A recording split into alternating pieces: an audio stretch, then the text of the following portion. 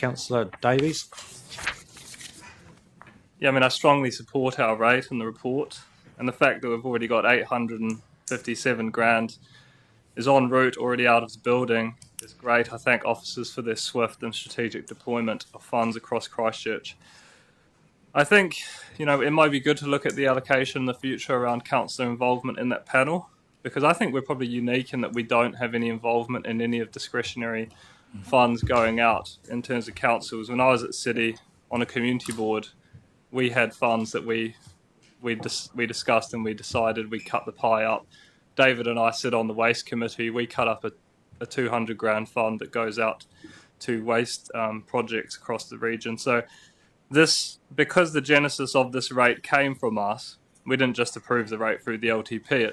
The idea literally came from councillors. In the future, year 2 onwards, just some form of councillor involvement in that panel. And one way to do this is that when we get the year report back to us, we could include a resolution around councillor involvement in the future. I want to draw attention to the work happening at Brooklands and the Lower Waimakariri in northeast Christchurch, public land owned by the ratepayers of Christchurch, and this council should be extremely proud that we're funding biodiversity projects on public land owned by the ratepayers of Christchurch. $38,000 investment in Raupo wetland extension at Te Rawakaka, which isn't just about planting, it's about creating critical habitat for some of our most threatened wetland birds, as Mr. Burns points out, the nationally vulnerable Matuku hurepo, the bittern. And I actually draw attention to the work of Peter Langlands and his tireless effort and advocacy in this conservation effort. Another Brooklands project with 20,000 allocated involves the transitioning of 6.6 hectares of macrocarpa to coastal forest and wetlands. And what's particularly exciting about this site, having spent quite a bit of time down there, is that it's already showing significant natural regeneration because of the earthquakes, and that we've seen the land erosion, and that's contributed to regeneration of this coastal freshwater mosaic ecological system. So by selectively removing the macrocarpa with minimal impact, we're supporting nature's own restoration processes. This targeted rate, which will raise $10 million over the next 10 years, is a legacy of this council and a legacy that we can be proud of. Thanks, Councillor Davies. Chair Pauling. Yeah, kia ora. I just want to thank the staff as well for getting this money out the door. I'd like to get almost $1,850,000 either in train or out the door is really impressive, so thank you. And I know that it was myself, Vicky, Nick, I think that was it, met with the staff right after the LTP and sort of kept pushing this along. It was, there's a bit of nervousness there, but you did well and you got it through and you got that out the door. So just big acknowledgement to you. And yeah, great to see those, we don't know the details of the 8 projects they got through, but that's cool. Look forward to hearing about them. And the 7 projects that have been selected internally for some support. Great to see them as well. And awesome to see that work for Banks Peninsula Conservation Trust and the Kiwi2 Trust. So yeah, just awesome. Great to see that and acknowledge Vicky especially for pushing the idea in the first place and for promoting that and advocating that. So thanks Vicky and the rest of the table for supporting that idea, and our ratepayers of course for supporting it as well, because ultimately they're paying for it. So yeah, awesome work. Really great to see this happening. Awesome, thank you. Kia ora. Thanks, Chair Pauling. Councillor Southworth. Yeah, really pleased to see this report today. I'm really excited to see what the 8 are that have been selected. I have heard from some that are already disappointed that they haven't been selected. I think the fact that our Y fund and this fund is so oversubscribed every time shows that actually as a council we could really do so much more. And I know in this particular case we had a huge amount of support from ratepayers in Christchurch to support this rate, and I think there's a growing recognition of the value of biodiversity and the threat that it's under. And so really pleased to see this. And yeah, thanks to staff for sort of seeing it getting it together, having that communication, working out some splits and getting the ball rolling.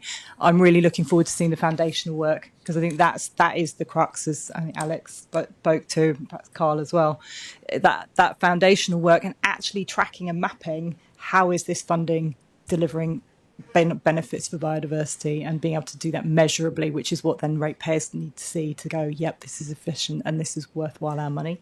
And I do think I would just a note in terms of the Brooklands and our land work, we have a great opportunity on our land, and I think that's really important that we see those opportunities, and where we have unique opportunities with really special biodiversity, and we have very experienced and capable staff. But the genesis of this was also, though, very much around supporting the community will and engagement. So I'm hoping that those projects, we look for opportunities to bring our communities in and really engage them with the work that we're doing. And I think that was part of the thinking behind some of these projects that may be on our land as well, that we will look to continue to maintain those links. So kia ora.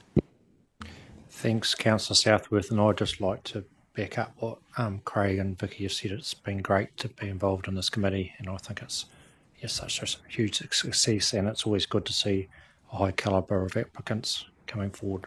I think that's very encouraging, and let's hope it continues. Councillor Edge. Thanks, Chair. Yeah, I want to commend the staff for their approach. I think this whole idea of the foundational work, as Councillor Southworth said, is fundamental to making the whole thing work in the future. And the idea that we are looking at the long-term landscape scale biodiversity outcomes within the Christchurch district. I think a lot of people will be very pleased at that. The strategic approach, where I'm looking at page 105, item 31, building on, it's a start, but a long-term vision, the cumulative events or cumulative effects and benefits over time, rather than just sort of doing ad hoc things all over the place. And then on page 106, the risk assessment and legal compliance section 35 through to 38, is telling us there what that expectation is for biodiversity, and the work streams that will come out of that, and the high degree of confidence in the biodiversity benefit that will ensue from this, direct oversight from Environment Canterbury biodiversity staff, and criteria that are directing investment, and that's all important as well as looking in the assessment process that capacity, capability, alignment and structure within the community groups receiving the funding, and really to have that deliberate strategic approach. And I kind of think the parallels to me are for this project, if you apply those same kind of really strategic thinking as part of the outcome process of the Canterbury Biodiversity Strategy Review, then we're in good hands, really. The Canterbury Biodiversity Strategy will be coming out this year, so it's going to be coming out in the first year of this project, and it may well be that in terms of the foundation money, that some adjustment might be required depending on how the Grant, I think some of this stuff is operational, and conscious of time, we've got 7 minutes and we'll have to go. I'm just giving my... Please, can you just keep it brief, please? I'm just giving... Chair, when it's discussion, we're allowed a certain amount of time to discuss things, and I'm putting my views through in that time frame. Where I was at was showing the relationship between this project and the Canterbury Biodiversity Strategy, which in the original strategy identified goals, targets and actions. And it may well be, what I was going to say was the foundation money that's available for this, there may need to be adjustment depending on the final versions of how the Canterbury Biodiversity Strategy is delivered, and that's okay for them to do. But I commend the staff, and I'm very supportive of these resolutions. Councillor Mackenzie. Look, I'll be very brief. I was just going to congratulate Vicky on the success of this fund. I think this is very exciting news. But I also would like to just comment that the fact that she's been contacted with people who are disappointed not to get the fund is a reason why Joe is wrong about having councillors involved in dishing out the money. Councillor East. Actually, I was just going to bring a point of order. We've now had 5 speakers speaking for the motion. Standing Order 21.6, after 3 speakers have spoken in favour. We should ask for a contrary speech, and if not, put the motion. I think whilst it is nice to have express opinions, I think we are prolonging our discussion in an exorbitant fashion. Chair, Thank you, Councillor East. I think the words are may, not will. Thank you. Just note that on item number 5, that should be April 2025, not March. So apologies for that. So I'm happy with that change as the seconder. you happy, Joe? Okay. All those in favour, please say aye. Against? Carried.